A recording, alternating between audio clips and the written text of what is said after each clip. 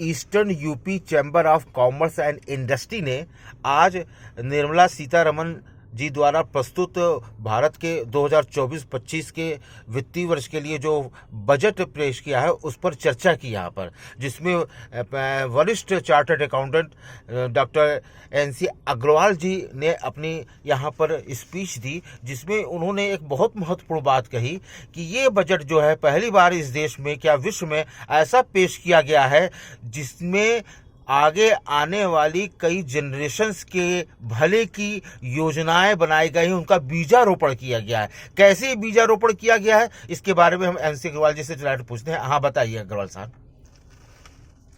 इसने मधुर जी,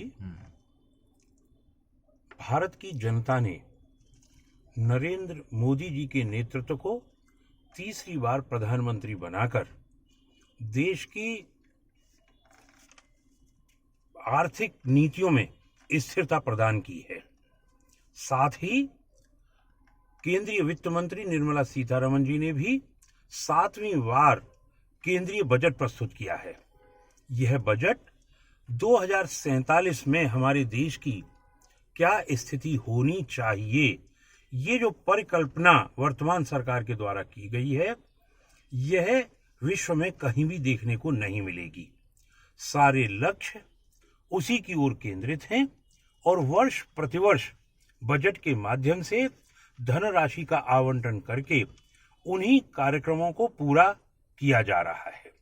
वे कार्यक्रम चाहे आधारभूत संरचना को विकास प्रदान करने हो, विकसित करने के लिए हो, जिसके अंतर्गत चाहे सड़कें बननी हो, एयरपोर्ट बनने हो, या उसमें IITs, IIMs खुलने हो, एम्स खुलने हो, ये सारी की सारी संरचना देश के विकास के लिए हो रही है। इन्हीं नीतियों के फलस्वरूप विश्व की अर्थव्यवस्था में भारतवर्ष 11 से 5वें स्थान पर आया है और शीघ्र ही उसे तीसरी अर्थव्यवस्था विश्व में ले जाना है।